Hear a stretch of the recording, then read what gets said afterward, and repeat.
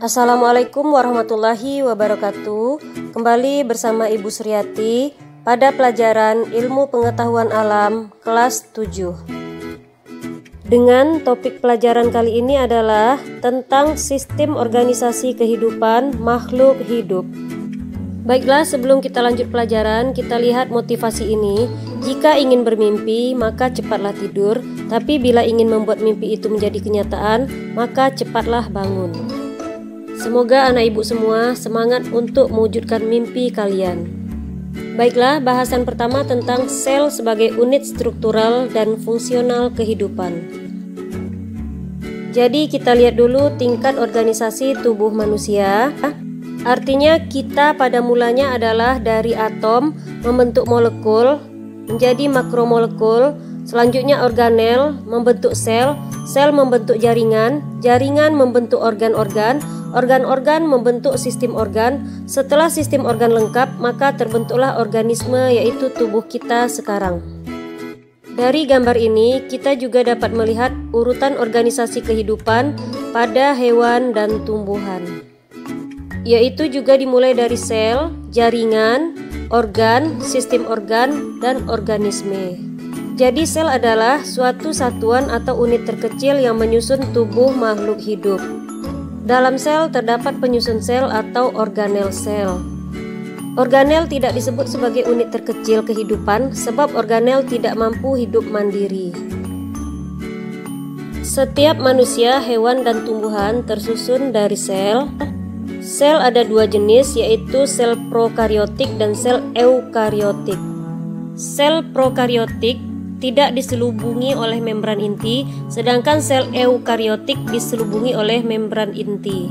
Contoh sel eukariotik yaitu pada bakteri dan ganggang biru, sedangkan contoh sel eukariotik yaitu pada protista, jamur, tumbuhan, dan hewan.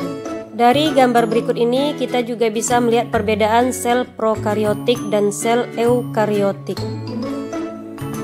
di mana sel prokariotik tidak memiliki membran inti, sedangkan sel eukariotik memiliki membran inti. Untuk lebih jelasnya, kita lihat perbedaannya pada tabel ini. Silahkan anak-anak baca dan lihat sendiri perbedaan sel prokariotik dan sel eukariotiknya dari tabel ini. Pada sebagian bakteri itu memiliki flagela, yaitu organ pergerakan, dan memiliki pili, struktur pelekatan, atau memiliki keduanya yang menonjol dari permukaan selnya.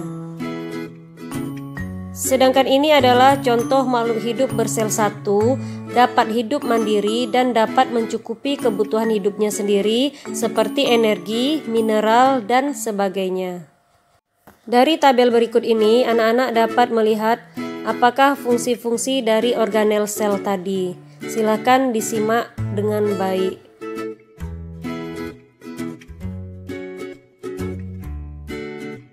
Pada umumnya, sel berukuran mikroskopis atau kecil, tapi ada juga sel yang berukuran makroskopis atau besar.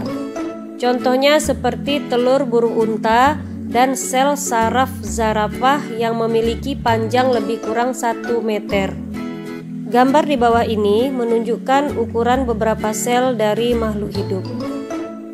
Selanjutnya, ini adalah tugas proyek pertama untuk siswa, yaitu membuat model sel hewan atau sel tumbuhan. Silahkan kalian simak apa saja alat dan bahan yang diperlukan, serta apa saja langkah kerjanya.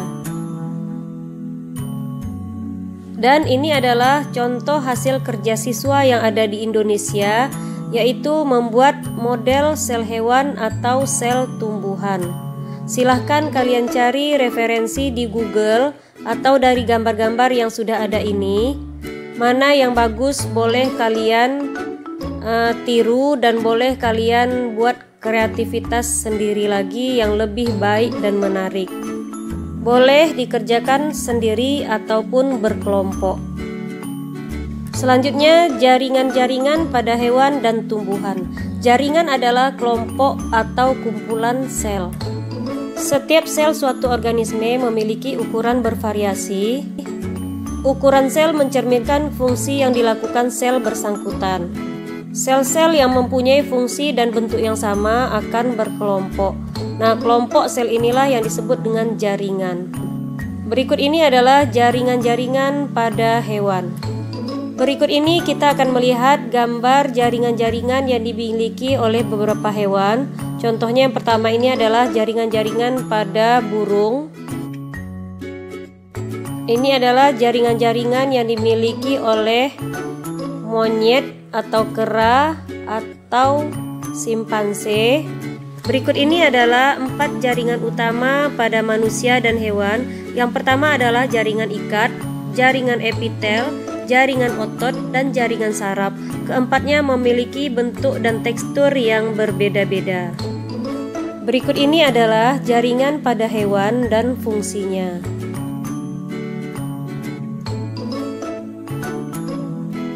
Jaringan-jaringan yang dimiliki oleh manusia diantaranya adalah, dari gambar ini kita dapat melihat beberapa jaringan yang ada pada tubuh kita. Contohnya seperti jaringan tulang, jaringan darah, jaringan epitel, jaringan otot, jaringan ikat, dan jaringan lainnya. Dari gambar tangan atau lengan ini juga kita melihat ternyata ada beberapa macam jaringan pada tangan kita, termasuk jaringan lemak, jaringan darah, jaringan tulang rawan, jaringan pengikat serabut padat, dan serabut longgar. Dan dari tabel berikut kita bisa melihat fungsi dari jaringan-jaringan epitel, jaringan ikat, jaringan otot, jaringan saraf yang ada pada tubuh kita.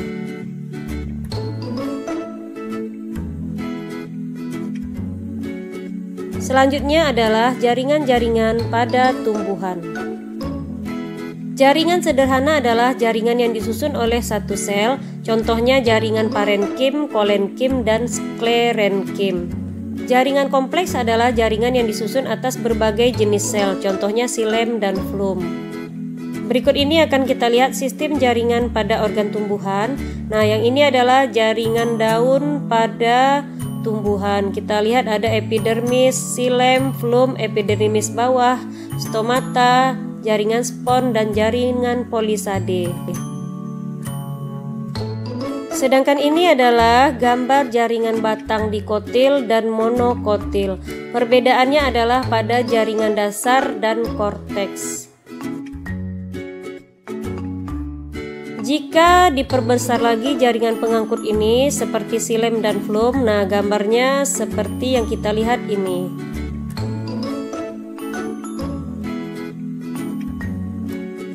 Ini adalah gambar jaringan akar dikotil dan akar monokotil. Silakan anak-anak lihat apa saja perbedaan yang dimiliki oleh akar dikotil dan monokotil. Sistem jaringan dasar atau parenkim merupakan pembangun primer tubuh tanaman. Jaringan ini menempati daerah antara jaringan pelindung dan jaringan pengangkut. Sel-sel jaringan parenkim merupakan sel hidup yang bentuknya besar-besar. Sel ini berdinding tipis yang biasanya memiliki vakuola tengah dan membangun hampir sebagian besar tubuh tumbuhan. Berikut ini akan kita lihat bentuk jaringan parenkim. Nah, seperti ini bentuknya.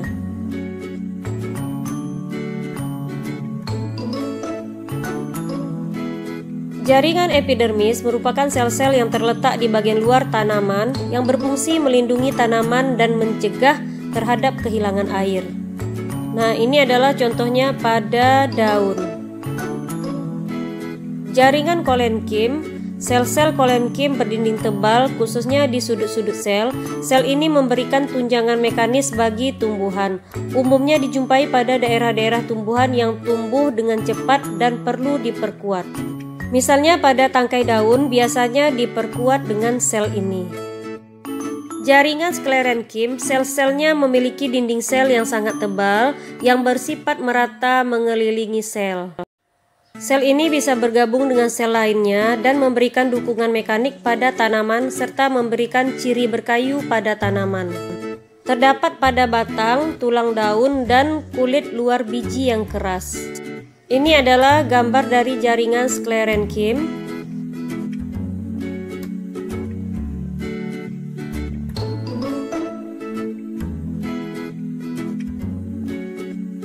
Sistem jaringan pengangkut berfungsi untuk mengangkut bahan-bahan yang penting untuk pertumbuhan tanaman.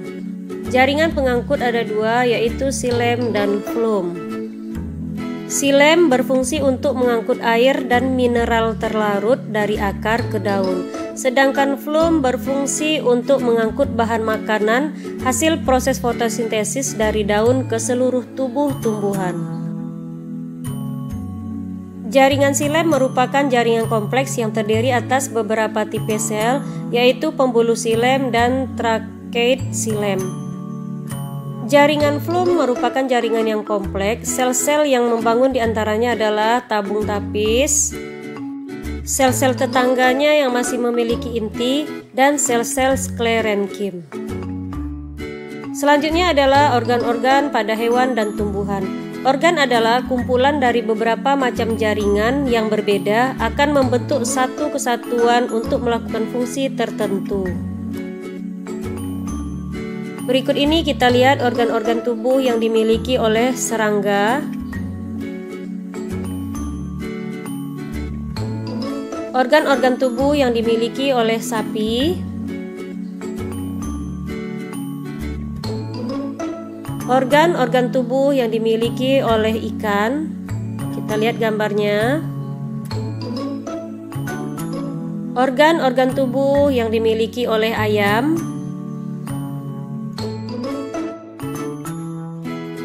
Organ-organ tubuh yang dimiliki oleh cacing.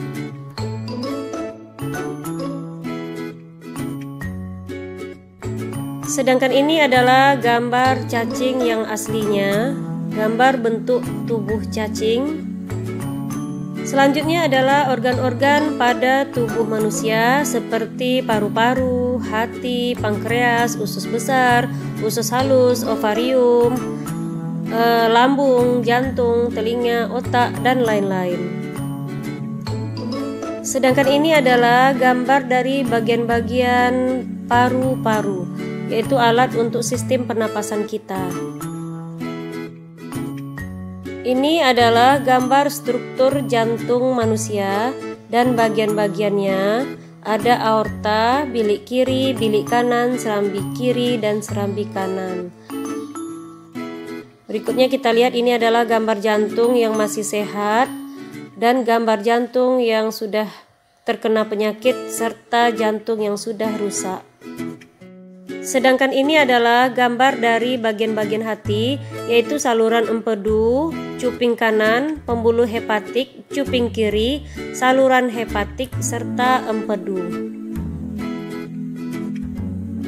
Selanjutnya anak-anak diharapkan mengerjakan tugas proyek 2, yaitu bagian-bagian tubuh manusia. Silahkan dibaca apa saja yang harus kalian kerjakan dan di mana kalian mengerjakannya. Nah, contohnya lihat tabel. Kita lanjutkan dengan organ-organ tumbuhan. Nah, ini adalah organ-organ yang dimiliki oleh tumbuhan, dari ujung tunas, kuncup, tangkai, buku, bunga, buah, dan akar. Sedangkan ini adalah tabel fungsi organ tumbuhan. Silakan anak-anak baca dengan baik.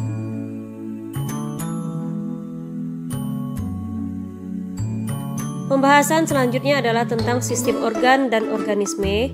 Sistem organ adalah beberapa organ yang bekerja sama untuk melakukan fungsi kerja tertentu. Pada manusia terdapat macam-macam sistem organ, yaitu seperti sistem peredaran, sistem saraf, sistem pernapasan, sistem pencernaan, sistem rangka, dan sistem muskular. Serta ada beberapa sistem lainnya yang belum disebutkan di sini. Seperti gambar berikut ini adalah gambar sistem organ dan organ-organ pencernaan kita. Nah, dapat kita lihat dari gambar ini apa saja organ pencernaan kita, sehingga terbentuklah sistem organ pencernaan. Sistem gerak terdiri dari otot sebagai alat gerak aktif, tulang sebagai alat gerak pasif, dan sendi sebagai alat penghubung antar tulang. Sistem pernapasan terdiri dari pernapasan dada, pernapasan perut, dan pernapasan diafragma. Dari gambar berikut kita lihat apa saja organ-organ untuk sistem pernapasan. Sedangkan sistem ekskresi adalah sistem pengeluaran zat sisa dari tubuh manusia, terdiri dari paru-paru, kulit, ginjal, dan hati. Sistem peredaran darah terdiri dari sistem peredaran darah kecil dan sistem peredaran darah besar. Gambar di samping kita lihat organ peredaran darah manusia.